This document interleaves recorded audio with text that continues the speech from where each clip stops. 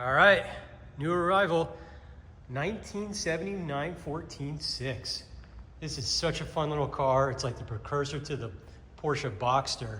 This is a mid-engine car that usually, 914s usually had a 4-cylinder in it.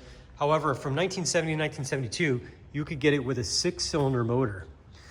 And that was basically like a detuned 69 911T motor. So, under 110 horsepower. However, this car has a 1971 2.2 911S motor. So it definitely boogies. I've known about the car for many years. It belongs to a local collector who has loved this car. He brought it back from the West Coast.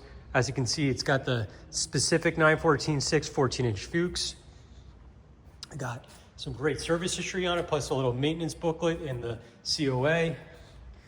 The interior was done not that long ago. They did a great job. Let's see if we can get wide angle here. There we go. It's got the correct steering wheel, radio, very cool. Dash is in great shape, not cracking or anything like that. The top is over there, also in great shape. It's an original Canary yellow car. It's a fun color for this little pocket rocket.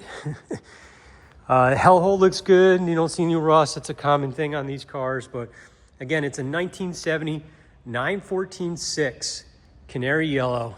Super fun car.